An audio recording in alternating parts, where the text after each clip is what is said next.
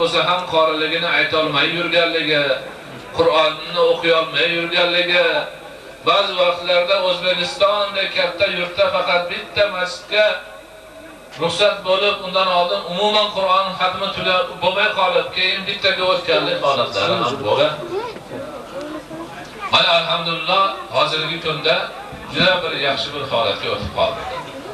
Bundan bir necha yil avval bir yerda suhbatda Saudiya Arabistonining elchisi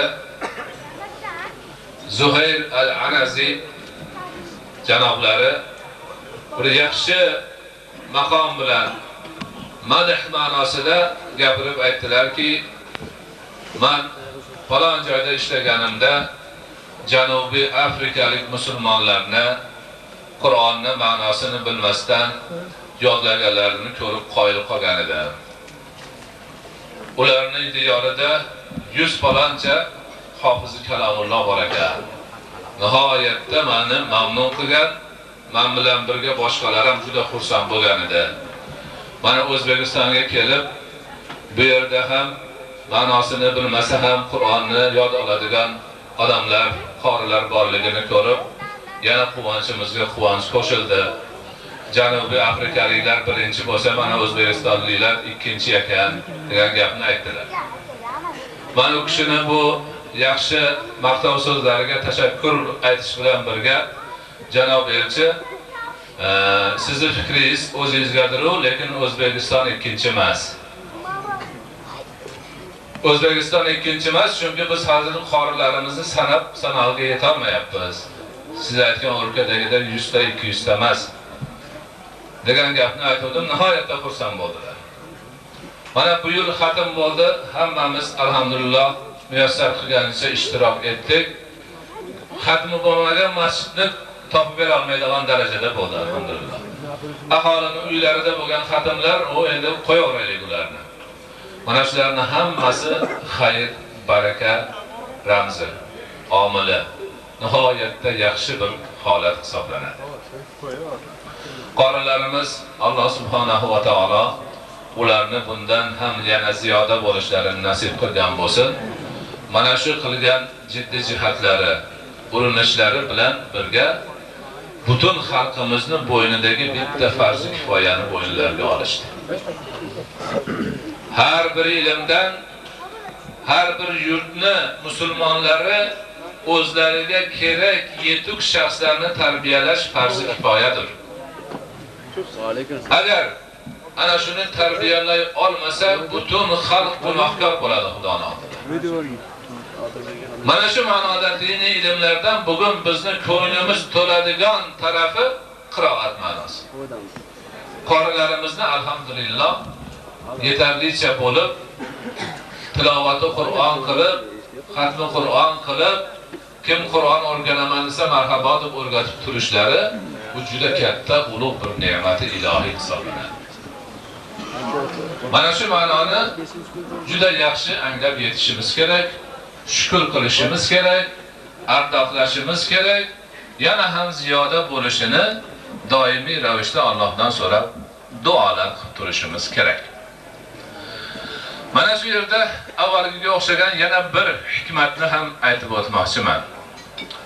Qorilarni sanaylar, qorilarni ro'yxat qilinglar, qorilarni nomma-nom aytinglar, raqamlab chiqinglar, hammasi ahli sunna va jamoa va mazhabni tutganlar bo'ladi.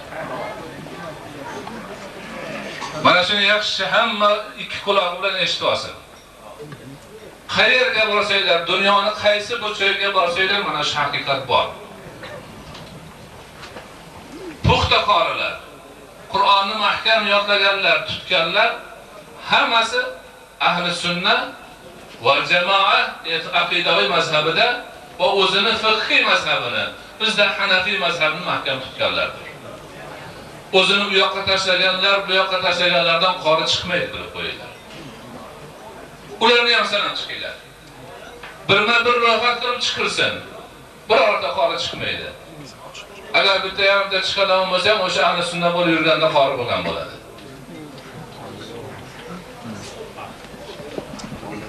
Bu ham katta bir baxtligini biz yaxshi tushunib, anglab yetishimiz kerak. qorilik ulug' baxt, buyuk sharaf. Lekin shu bilan birga ulkan mas'uliyat hamdir.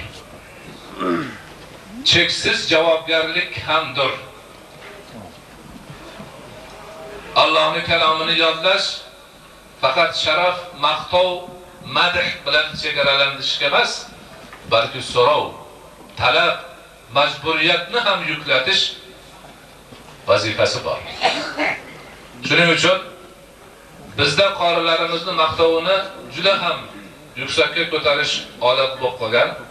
Qur'onning hurmatidan shu narsa bo'ladi, lekin talab ma'nosi, javobgarlik ma'nosi, homili Qur'on bo'lgan sharafga munosib bo'lish chegarasini o'rganishimiz kerak.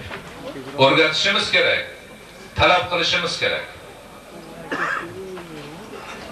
Qur'onni yodlab unutganlarni gunoh chiqansa bo'lishlari hadislarda kelgan. Qur'onni yodlab unga odob bilan munosabatda bo'lmaganlarning oqibati yomon bo'lganligini mana shu yerda o'tirganlar ko'rgan. O'zimizni ichimizda mana shu yerda yurganlardan Qur'onni yodlab olib, keyin odobiga amal qilmaganligi uchun oqibati juda og'ir musibatlarga uchraganlar bor, oramizda yurishibdi ham. Ana shu ma'noda Qur'onni yodlagan har bir shaxs, ayniqsa Qur'onni to'liq ko'targan hofizi kalamullohlar o'zlarining mas'uliyatlarini chuqur anglab yetishlari kerak. Buyuk faqihlarimiz, ulug' ulamolarimiz Odobu hamalatul Qur'oni degan alohida kitoblar yozganlar, boblar yozganlar. Qur'onni ko'tarib yuruvchilar, qorilarning odoblari qanday bo'ladi? Qur'onni yodlab oldim, bu yoqda nima qilsa qilaveraman deydimi? Yoki shu o'zi yodlagan Qur'onga amal qilishga o'tadimi? Uni buyukligidan o'zini kamtar tutishga o'tadimi? Ustozini hurmat qilishi lozimmi? Boshqalar bilan munosabati qanday bo'lishi kerak? Mana shu taraflarni hammasini o'sha Odob va hamalatul Qur'on degan boblar, kitoblar bayon qilib beradi. Qori domlalarimiz shogirdlariga o'qitayotganda mana shu boblarni, kitoblarni ham qo'shib o'qisalar, nihoyatda yaxshi bo'ladi. Ulamolarimiz, fuqarolarimiz, fuqaholarimiz ana shu qorilar bilan bo'lgan suhbatlarda mana shu narsalarni aytib, tushuntirib borsalar, nihoyatda yaxshi bo'ladi. Chunki Qur'on bu Allohning kalomi. Odamning kalomi bilan Allohning kalomining orasidagi farq ojiz banda bilan buyuk Allohning orasidagi farqdek farqdir.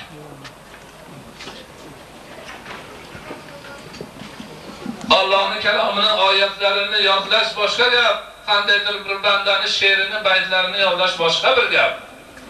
Buni tushunib yetish kerak.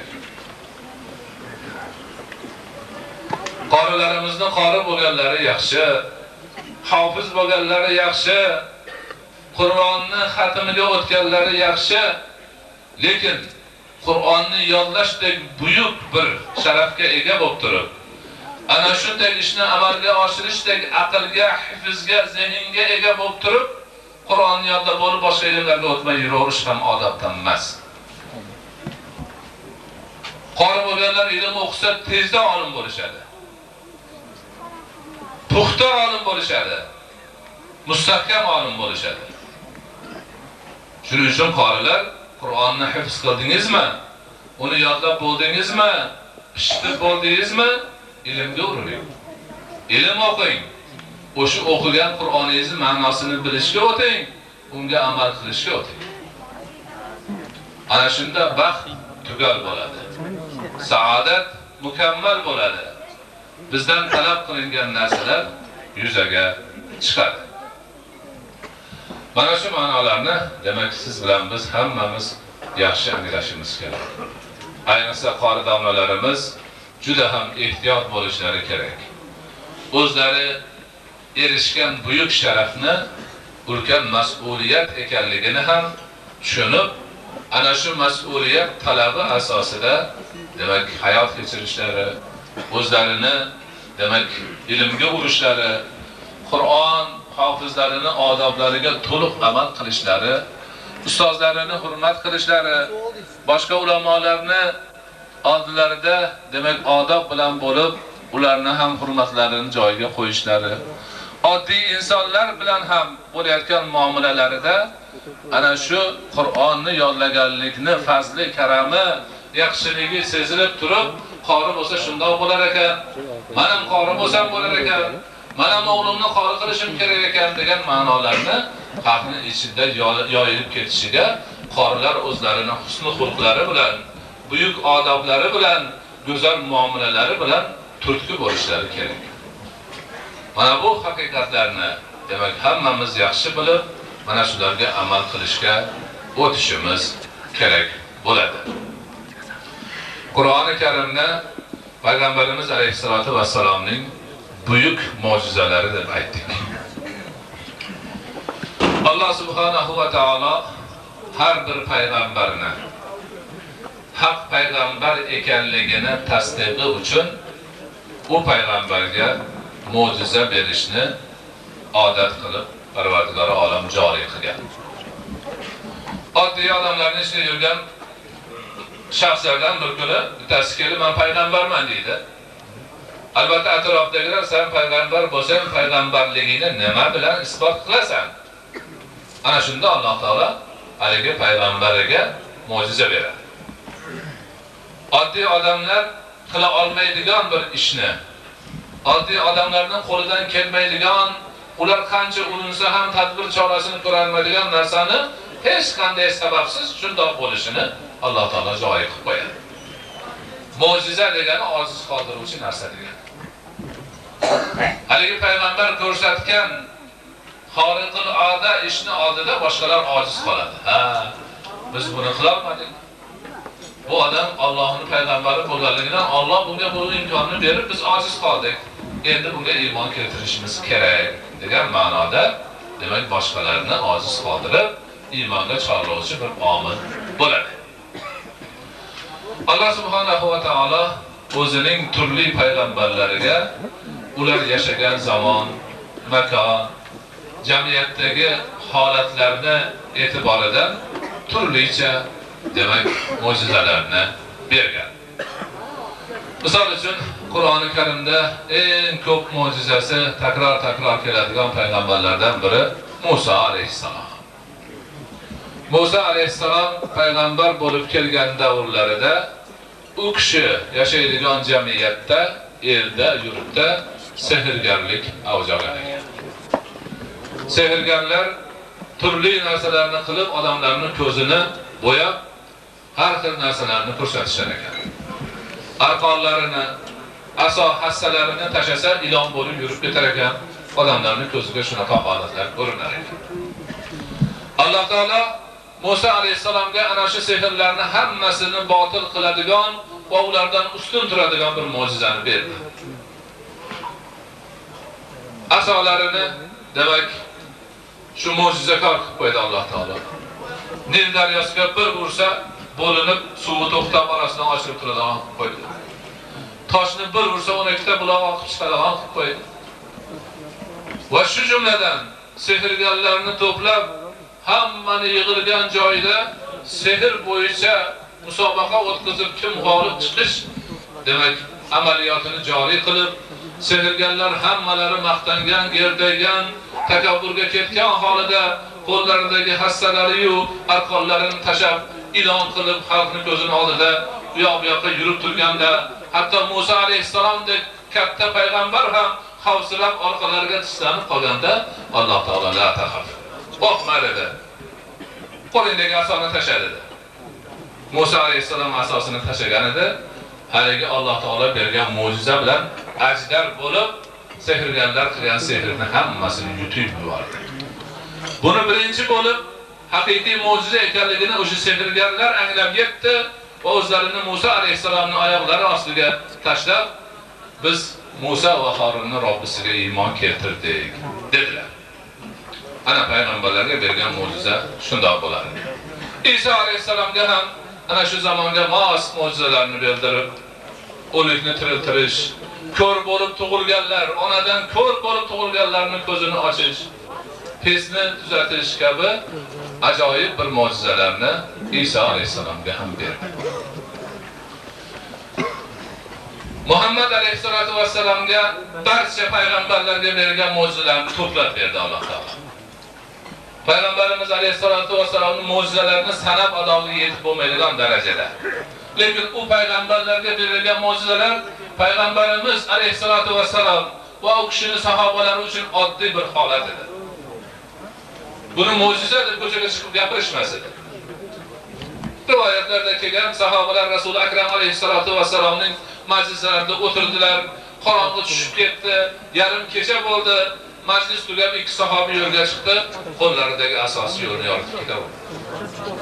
Ikkovlari bir yergacha gaplashib borib, ikki taraf o'zini uyiga yurdi, ikkovi asoyi ham ko'chani yoritib ketaverdi. Uylariga kirib, bemalol bolalariga ham aytmadi bu voqeani. Ertasiga chiqib ko'chada ham gapirishmadi. Bu Rasululloh akram alayhisolatu vassalamni yonlarida o'tirganda bunday bo'lishi oddiy bir holat edi. Uni gap qilib ko'tarilmas edi. Payg'ambar alayhisolatu vassalamga Alloh taolo buyuk mo'jiza, eng katta mo'jiza qilib Qur'onni berdi. Haligilar moddiy mo'jiza edi. Qur'on esa ma'naviy mo'jiza bo'ldi. Moddiy mo'jizalar mo'jiza sohibini vafot etishi bilan to'xtaydigan narsa edi. Musa alayhisalom vafot topishlari bilan mo'jizalari ham to'xtadi. Isa alayhisalom vafot etishlari bilan u zoti va barakotni ham mo'jizalari to'xtadi.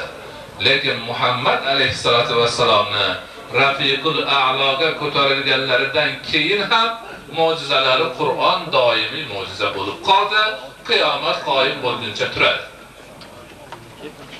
Nima uchun? Chunki avvalgi payg'ambarlarning shariati hammasi vaqtinchalik edi. Islom shariati qiyomat qoyim bo'lguncha boqiy qolishi ilohiy iroda qilingan narsa bo'lganligidan Qur'onni doimiy mo'jiza qilib qo'ydi Alloh. Qiyomat qoyim bo'lguncha Qur'onning mo'jizasi chiqaveradi.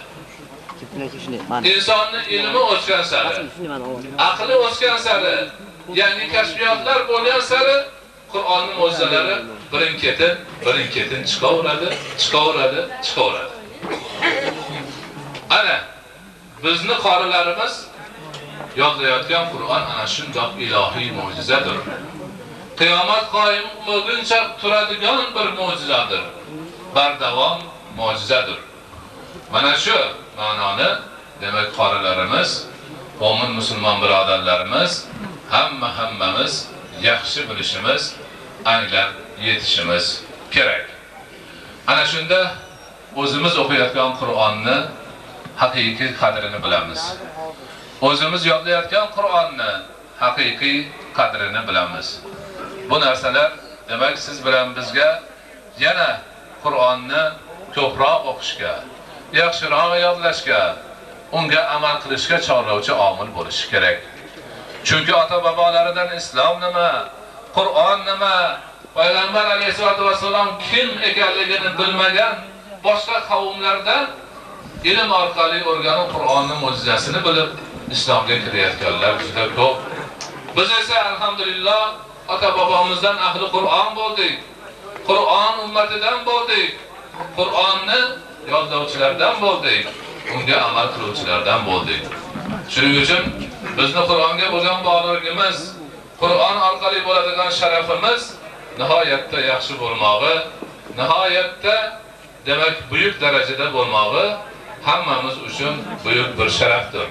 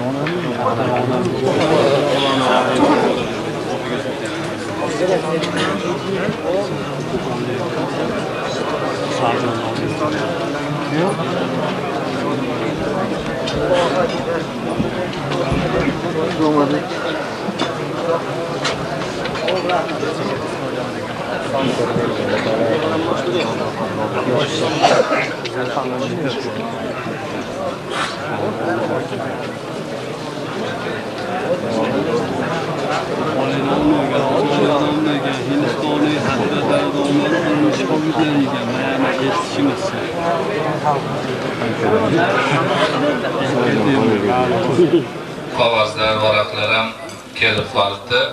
Ularning ba'zilarida duo so'ralgan bo'lsa, ba'zilarida savollar bor, iltimoslar ham bor. İltimoslarning orasida ittifoqlik haqida ham so'z bo'lsa degan iltimos bor ekan. Albatta ittifoqlik mo'min musulmonlar uchun vojib farz narsa birodarlar. İttifoq bo'lish lozim, lobud. Chunki kitobi bir, payg'ambari bir, dini bir, mo'min musulmonlar ixtilof qilishi mutlaqo durust emas. Joiz emas. İxtilof Qur'oni Karimda qattiq qoralangan katta gunohdir. Payg'ambarimiz alayhisolatu vasallamning sunnatlarida ham bu narsani qattiq qoralangan.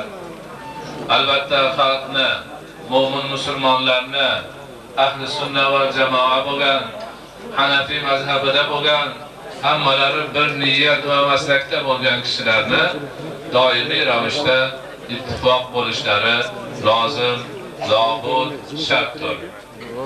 Bu ma'noda ayniqsa muhtaram ulamolarimiz, peshvolarimiz, qori domlalarimiz xalqni boshini birlashtirishda, ularda ba'zi bir tushunmovchiliklar bo'lsa, bu tushunmovchiliklarni bartaraf qilishda, ittifoqlikni doimiy ravishda saqlab turishda, demak fidokorlik ko'rsatib, bu narsada qat'iyat bilan bel bog'lab jiddiy jihad qilishlari nihoyatda matlub bir narsadir. Oramizda ixtilof bo'lishga hech qanday o'rin yo'q ekanligini hammamiz yaxshi bilishimiz lozim. Xo'p, savollarda nimalar bor ekan? Xo'p, biror bir mazhabga ergashib itoat, ibodat qilish kerak. Mazhabga ergashmasa bo'lmaydi. Birodarlar, Qur'oni Karimni hozir ta'rifini qilib o'tdik. Qur'oni Karimda hukm chiqarish bu alohida ulkan va buyuk bir ilmdir. Buni ijtihod darajasiga yetgan buyuk mujtahidlar amalga oshirgan mashaqqatli bir ishdir. Bu narsani har bir odam ham qilish imkoniga ega emas. Har bir arab qilish imkoniga ham ega emas. Har bir mufassir ham qila olmaydi. Har bir muhaddis ham qila olmaydi. Qur'oni Karimni ahkom oyatlarini o'rganib, bu yerdan chiqadigan hukmlarni o'rniga qo'yib, xalqqa o'sha oyatdan nima iroda qilinganligini to'g'ri tushuntirish fuqaholarning ishi. Ana shuni mujtahidlarimiz, mazhab boshlarimiz, ularning ulug' shogirdlari qilishgan. Hamma narsani tayyorlab qo'yishgan, osonlashtirib qo'yishgan. Ana shundan keyin demak har kim bir mazhabga ergashish vojibligi xalqqa tayin qilingan. Mazhabga ergashmaymiz, o'zimiz Qur'ondan, sunnatdan hukm chiqaraveramiz deyish bu safsata xolos. Quruq gapdan boshqa narsa emas.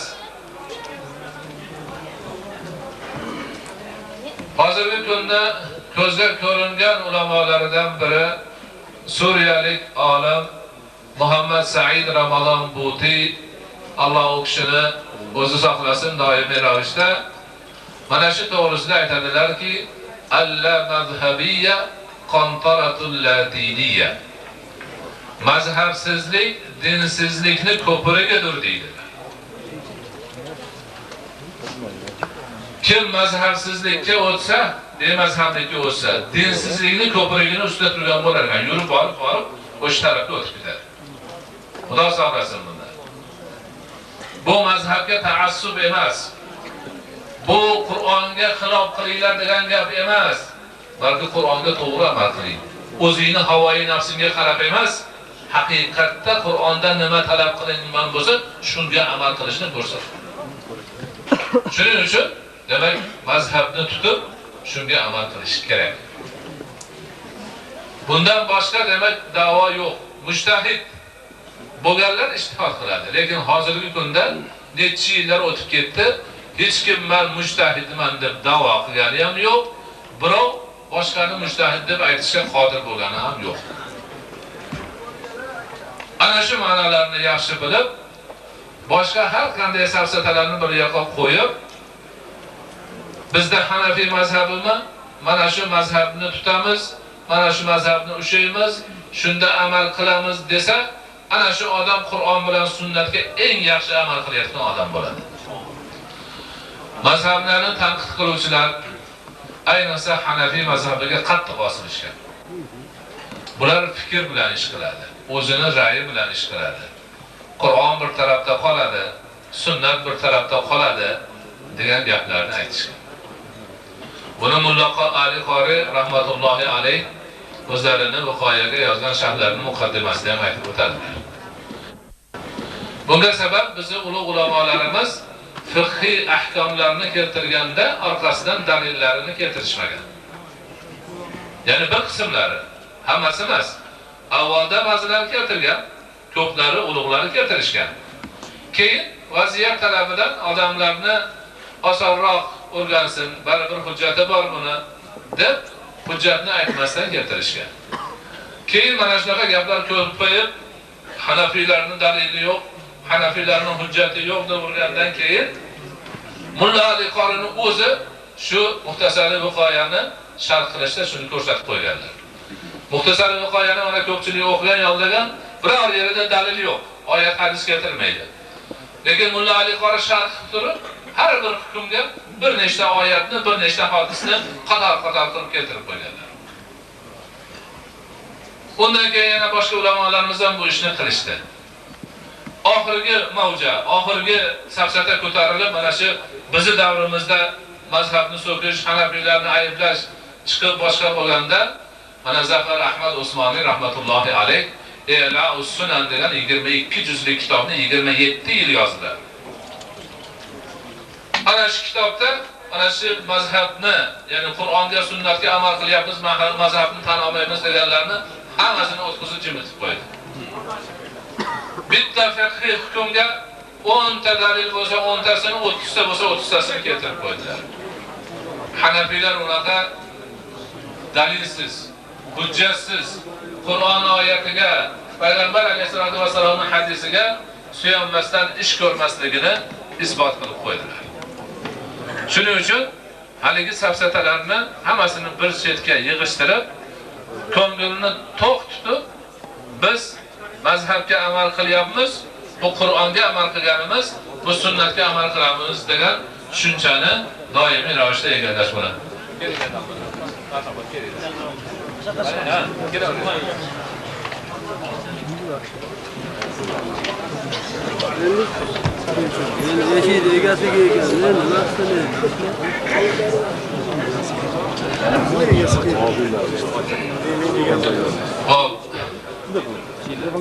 Ulamolarimiz izohlatlari bilan o'sha savolni ikkinchi qismi ham bor ekan. Bu ham bugungi kunning dardlaridan bitta dardni aks ettirgan. Birov men Hanafiy mazhabdaman desa-yu, amal qilishda boshqasini amalini qilaversa nima bo'ladi? degan gap. Haqiqatda mana shu gap bor. Haqiqat. Men Hanafiy mazhabdaman deydi-yu, safarda sunnat namozini o'qima, o'qib bo'lmaydi, o'tir. Nimaga o'qiding deydi. Men Hanafiy mazhabdaman, mahkam ushayman, boshqalarni o'qilaman, bo'qilaman deydi-yu, yana shunga o'xshagan narsalarni qilishaveradi. Bu qanaqa desa, buni talfiq deyiladi. Bu mazhabdan bittani olib, bu mazhabdan bittani olib, demak, o'zini xohishicha ish tutishi. Bu mutlaqo durust emas. Hech qachon demak ruxsat yo'q bunga. Bunga jazo bo'ladimi debdi, muayyan bir jazoni demak men ko'rib o'qiganim yo'q, lekin qoida bo'yicha o'sha vaqtning ulamolari ta'zirini beradi. Ya'ni nima ta'zir berish kerak? Mana qilmasin, xalqning ichida ixtilof chiqarmasin, odamlarning boshini aylantirmasligi uchun. Tushunarli bo'lish uchun yana men bir nima qilishim kerakki, Bir odam juda ilmi osmonga chiqib ketdi, farazdan. Nihoyatda olim bo'lib ketdi. Mazhablarni olib, dalillarini surishtiryapti. Rivoyatlarni biladi, boshqa qiladi. Qarab bir mazhabni dalili kuchli, ikkinchisiniki o'rtacharoqligini topdi. Shuni ham ko'chaga chiqib aytishga haqqi yo'q. O'zi shaxsida bilib qo'yadi, ko'chaga chiqdim, men topdim demaydi. Chunki odamlarning o'rtasida fitna chiqaradi. Ixtilof chiqaradi. Undan bo'lgandan keyin mana bunaqa ishlar mutlaqo to'g'ri bo'lmaydi. Haliga aytgan gapimiz o'shunga amal qilishimiz kerak bo'ladi.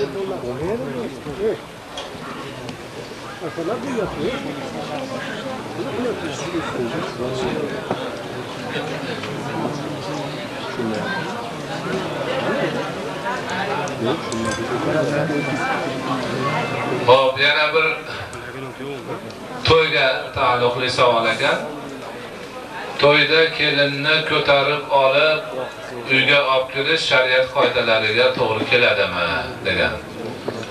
Hop, bunaqa qoida yo'q, ko'rsatilmagan. Bu urf bo'lib qolgan, buni qilgandan ko'ra qilmagan ma'qul bo'lsa kerak. Hop, darvishona ma'nosida ham shu. Darvishonani demak shariatda bor yoki bir qandaydir boshqa bir noto'g'ri tushunchalar bilan bo'ladigan bo'lsa bo'lmaydi. Lekin xayr sadaqa ma'nosida, sadaqa raddi balo ma'nosida bo'lib, Allohning yo'lida xayr sadaqa bo'lsa, u bor narsa, sadaqa qilish doimiy ravishda targ'ib qilingan narsa bo'ladi. Hop, ayollar erkaklar kiyimini kiyib yurishi qandoq? Bu shar'an mutlaqo joiz emas, harom, mumkin emas. Shuningdek, aksincha erkaklar ham ayollarning kiyimini kiyish mutlaqo mumkin emas. Hech to'g'ri kelmaydi, hech qayerda.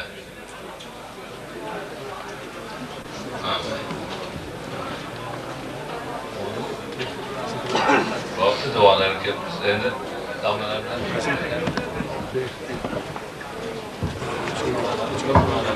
Bir duo qilinglar, Alloh insof berib namoz o'qib bo'lsin. Mana shu nuqta o'ta muhim nuqta. Otam namoz o'qimaydi, duo qilinglar, Alloh insof bersin, namoz o'qib qolsin degan gap. Mana shu narsani juda yaxshi bilishimiz kerak. Demak, yoshlarimizda Alloh subhanahu va taolo qalbini mag'ar qilmagan kishilarda Allohga iymon bor. Parvardigor olamdan qo'rquv bor. Allohning ibodatini qilish his tuyg'usi, sezgisi bor. Mana bu mo'min musulmon yosh yigit otasini o'zi kirgan yo'lga kirishiga, hidoyatda yurishiga, Allohning ibodatida qoyim bo'lishiga rag'bati bor. Ehtimol o'shini otasini o'ziga aytolmagandir, otalik hurmati deb tushungandir. Mana shunday bir duo so'rashini o'zi ulug' bir gapdir. Birodarlar, haqiqatdan bu duo qilishimiz lozim ishlardan biri. Parvardigor olam farzandlari namoz o'qib, o'zlari namoz o'qimay yurgan ota-onalarga insof bergin. Ularning qalbini ham, farzandlarning qalbini ochgan hidoyatingga o'zing ochgin. Ularning hammasiga ham insof berib, Alloh o'zingga ibodat qilib, namoz o'qib, roza tutib, boshqa o'zing buyurgan amirlarni ham bolalari bilan birga qo'shilib qilishlarini nasib etgin. Bi rahmatika ya arhamar rohim.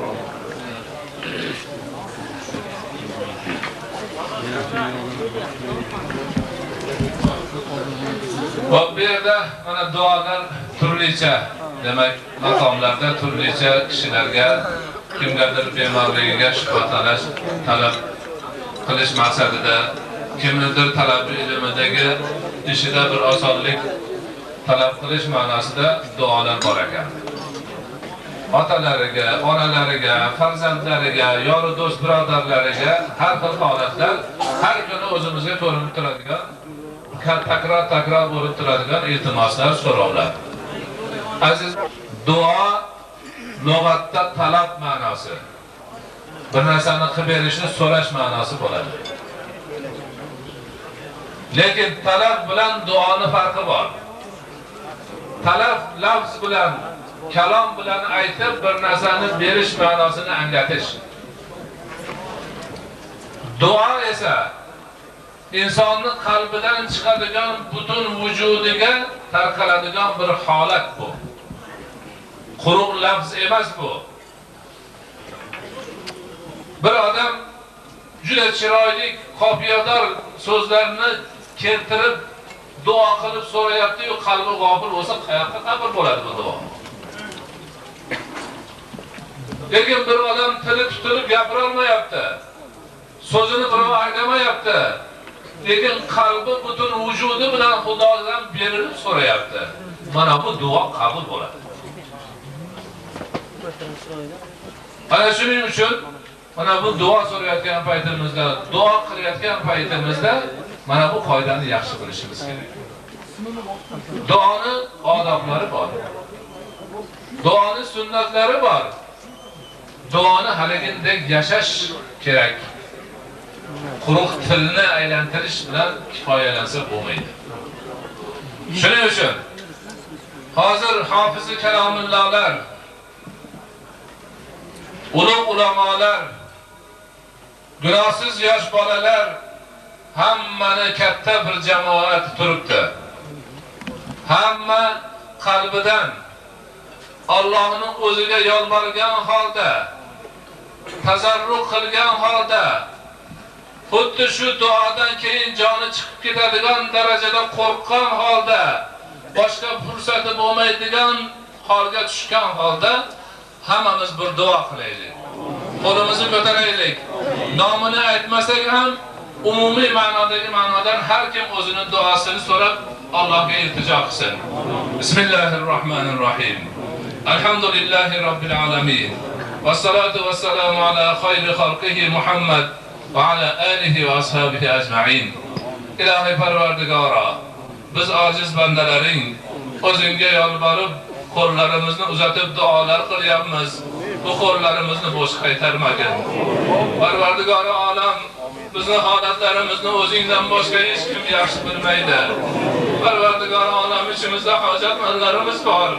Ularning hojatlarini o'zing chiqargin. Parvardigori olam, musulmon bandalarining ichida dardmandlari bor. Ularning dardlariga shifoi komil bergin.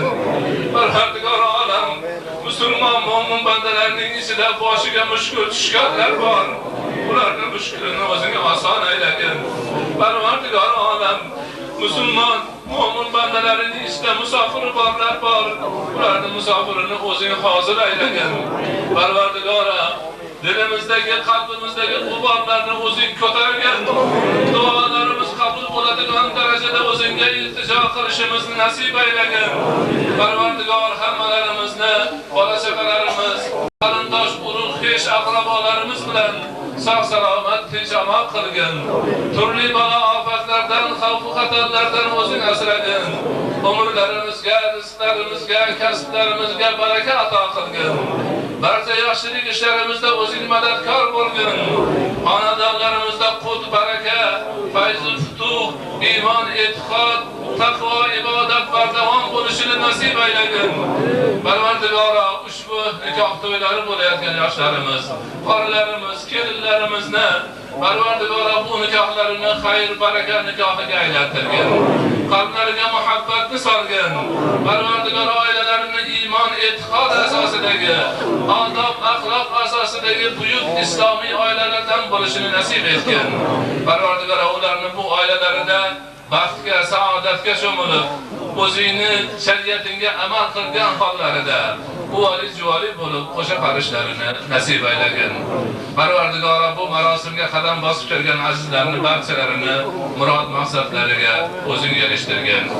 Ularni Parvardigoro bosib kelgan qadamlariga bitmas, tuganmas ajr savoblarni ato qilgin.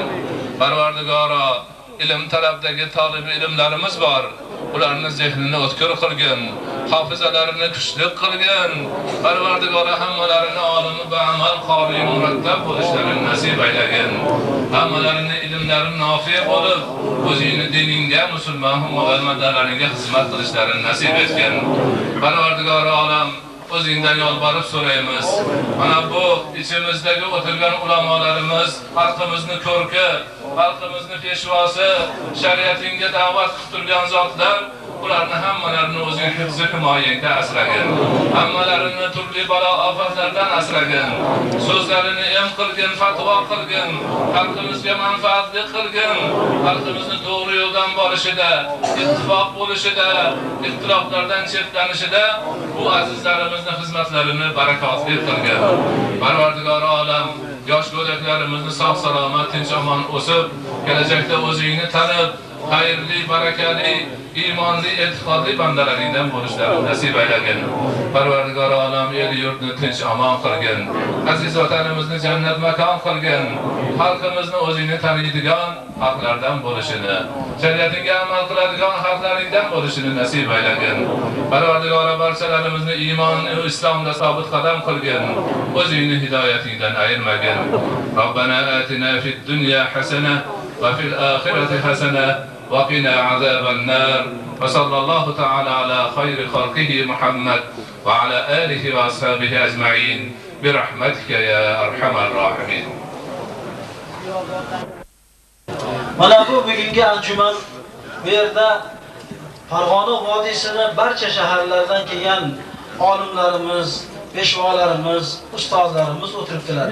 Xususan mana Muhammad Sodiq Muftiy Hazrat domlamizni nasihatlari hammamiz uchun nihoyat darajada ulug' bir nasihat bo'ldi. O'sha ajdodlarimiz yo'llarini, Abdulmajid Qoz domlamizning yo'llari, Aminjon Maqsim domlamizni tutgan yo'llari, Hanafiy mazhabimizni himoyasi, din va diyonatda to'g'ri istiqomat qilish haqida juda bir ta'sirli, kuchli mav'izalar bo'lib o'tdi.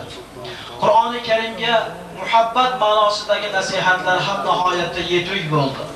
Shuning ichida bir narsani men izohlab qo'ymoqchimanki, Qur'onni og'izdan o'rganish kerakligi haqida Hazrat gapirib o'tdilar. Keyin harbidagi yozilgan kitoblardan Qur'onni o'qib olib, shuga qanoatlanish demak bu joiz ish emasligini tushunishimiz kerak.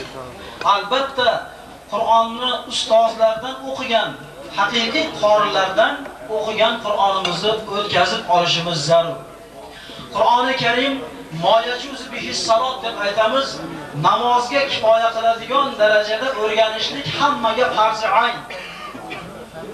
Qur'onni ta'limoti, Qur'onni o'rganishlik, ta'allumi Qur'on namozga kifoya qiladigan darajada farz ayn. Demak bu hammaga kerak. Endi Qur'oni Karimning odoblari haqida Muftiy Hazrat ijmoliy tarzda gapirib o'tdilar.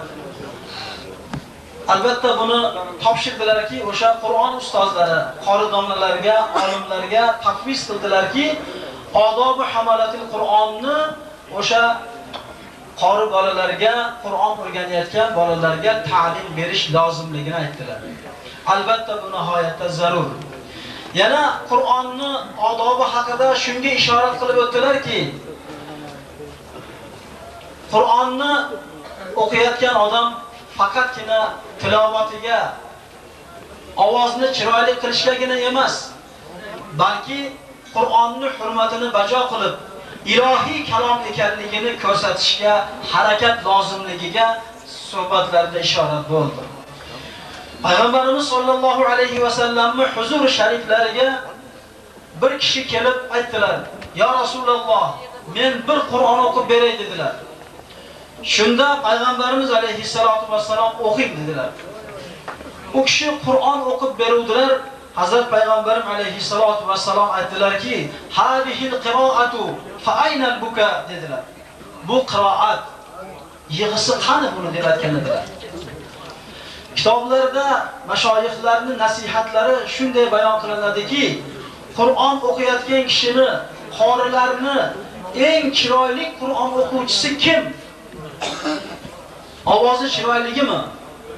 Yo'q, eng chiroyligi Qur'on o'qiyotganda eshitib turgan odamlar bu Xudodan qo'rqyapti deb tursa, o'sha eng chiroyli o'quvchi dedilar. Ilohim, Parvardigor olam ana shunday hurmat bilan Qur'on o'qishni hammamizga nasib qilsin. Buning uchun Qur'onga katta ehtirom bilan tilovat lozim bo'ladi. Payg'ambarimiz sollallohu alayhi va sallamdan bor shunday hadis. Zayyinul Qur'ana bi aswatikum deganlar. Qur'onni zinatlanglar ovozlaringiz bilan, chiroyli qilib o'qinglar deganlar. Lekin albatta o'sha ovoz bilan zinatlash bilan birgalikda Qur'oni Karimdan haybatlanish, kalomi ilohiy ekanligi haqida ko'p haybat bilan mayus, hazin bir ovozda o'qish Qur'onga munosib odob bo'ladi.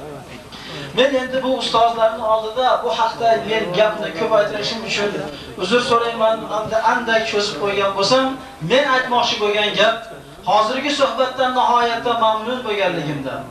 Mana shu joyda to'planib turgan ahli islom katta-yu kichiklar hammasi islomga bo'lgan muhabbati, Andijon xalqining iymoni, e'tiqodi bo'lganligidan mana shunaqa holatda turibsizlar. Allohga hamdlar bo'lsin. Bizning yurtimiz, bizning shahrimiz o'ylaymanki, islom diyorlarining ichidagi eng kuchli musulmonlarning shahri bo'lsa ajab emas. Muftiy Hazrat hali aytdilar, boshqa bir Afrika mamlakatidagi qorilarni adadlarini ko'pligi haqida bir kishi madh qilganlarida O'zbekistonimiz undan ziyoda ekanligini gapirib o'tuvdilar. Dar haqiqat mana shu holat o'zi Andijon xalqini, o'zbek xalqini Qur'onga bo'lgan muhabbati, Alloh va Allohning rasuliga bo'lgan muhabbatini aniq bir dalilidir. Alloh subhanahu va taolo mana shu joyda turgan aziz xalqimizni muhabbatini yana ziyoda qilsin. Shu o'rinda men asosiy narsa Muftiy Hazrat haqlariga bu yerdagi olimlarimizdan duo so'ramoqchiman. Va shu bilan birga mana shu darajada erkinlikni ato qilgan Xudoga hamd aytib, mamlakatimiz kattalari haqiga, yurtboshimiz haqlariga, viloyatimiz rahbarlarining haqlariga duo qilishlarini men iltimos qilaman. Mulla Shohjon aka shu duoni o'zlari qilib bersalar.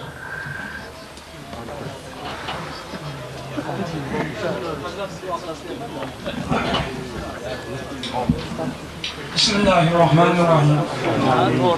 Muhtaram ahli jamoa, biz mana bu majlisda Muftiy Hazratimizning yaxshi suhbatlarini eshitib, xalqimizning ko'z yoshlarini durdonadagi qimmatbaho yoshlarni to'kilishligi va hammaning ikki yuzi bilan, muborak ko'zi bilan termilib, bizning bu xalqimizning noyob, qimmatbaho boyligi bo'lgan bu Muftiy Hazratimizni xalqimiz qadrlab, har bir o'rin, har bir so'zlarini qimmatbaho e'tibor bilan quloq solar ekanlar. Alloh subhanahu va taolo bu fazillarga Alloh taolo yana ziyoda fazillar ato qilsin. Hazratimizning nutqlarini xalqimizga yoqimlik, tatimlik, ta'sirligini bundan ham ko'ra ziyoda qilsin. Hazratimizni muborak tillarini xatodan, sahvlardan Xudo o'zi muhofazat qilsin.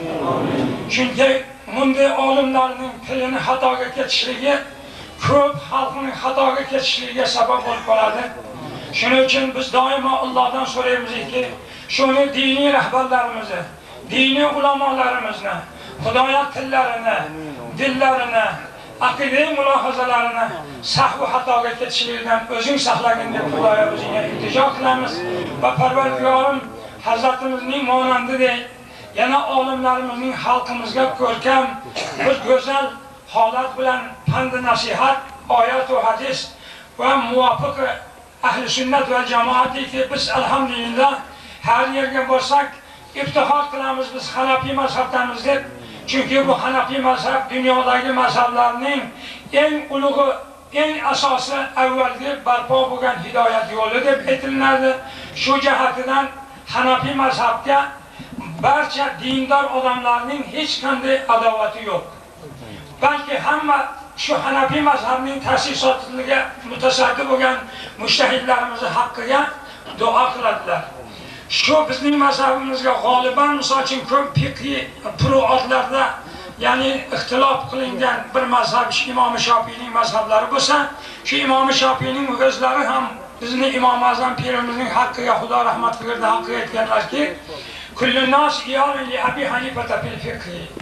Dunyodagi barcha musulmon Imom Azamga misol uchun iyol, ya'ni shogird fiqh ilmida. Bu fiqh ilmini dunyoda avval ta'sis qilgan shu kishi. Shuning uchun bir o'rinda bir narsani aytib qo'ymoqchimiz.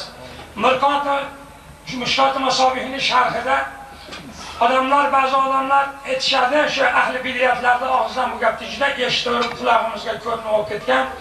Ya'ni bir masoilda Imom Azam mazhabiga muvofiq desa, ular Imom Azamning kim bo'pti bizga o'xshagan odam bo'lgan-da deb aytishadi.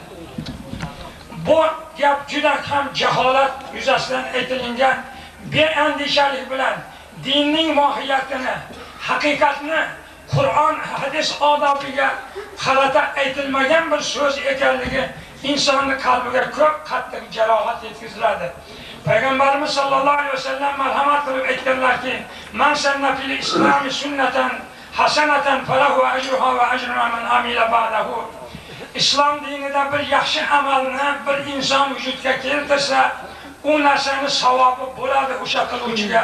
Bu odam o'tib ketgandan keyin ham kim qanaqa xalq shunga bir ittibo qilib amal qilsa, bular ham savobini oladi. Ammo bularning savobidan kamaytirilmagan holatida avvalgi xayriyat sohibiga o'lish borib turaveradi. Shuning uchun Mulla Ali Qori Xudo rahmat aytadiki, bugungi dunyoda Imom Azam rahmatulloh taolo alayhining hayotiga necha misol uchun yillar, qariyb 1000 yildan oshiq yillar o'tgan bo'lsa, 1000 yildan bo'lgan odamlar o'zini toat ibodatida shuning ko'rsatgan yo'liga muvofiq Parvardigorga qurbat hosil qilib kelyaptilar. Mana shu yo'liga muvofiq xalqimizga ta'limotlar, dinimizdagi buzilmaslik ittifoqli qonunlari shunga asosan bo'lib kelyapti.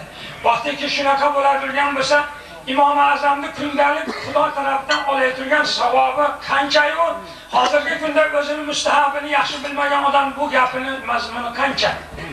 Ular o'zi nima dunyoga xayriyat keltirdiki, bu o'zini Imom Azam rahmatulloh taolo alayhiga tenglab, Imom Azamning ham bizga o'xshagan odamda degan til, bu qanaqa til bu?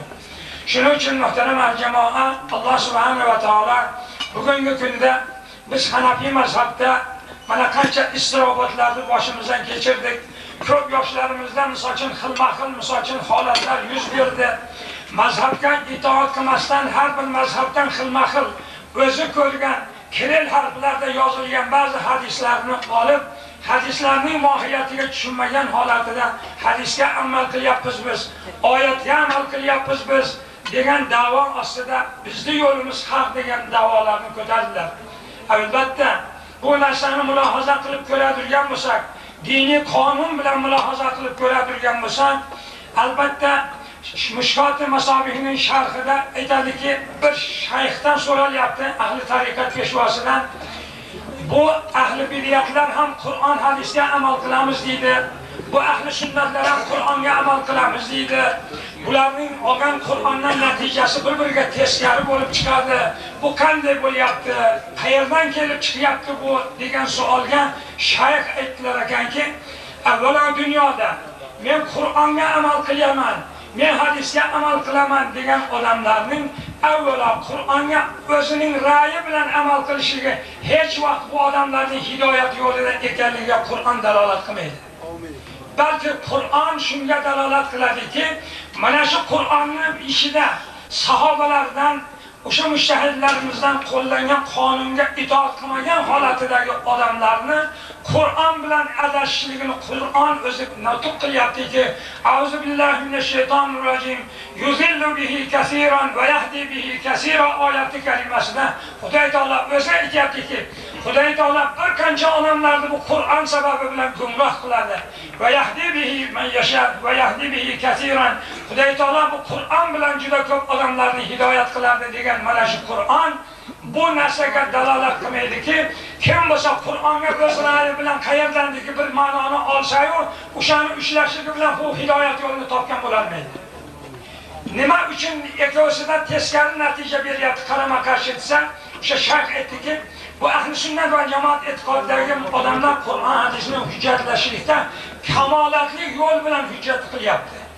Bu ahli bidiyatlar bo'lsa noqislik yo'li bilan Qur'onni hujjat qilyapti.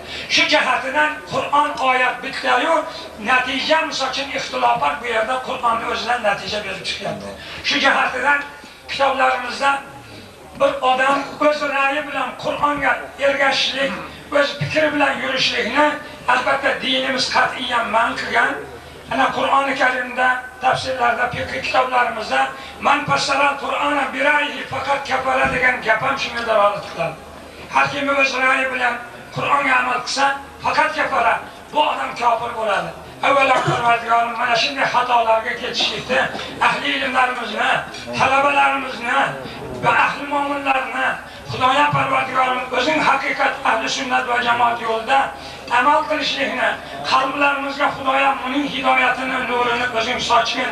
Allohumma arinal haqqa haqqan warzuqna ittiba'a va arinal batila batilan warzuqna ijtinaba. Allohumma robbana taqabbal minna innaka antas samiul alim bi rahmatika ya arhamar rahimin.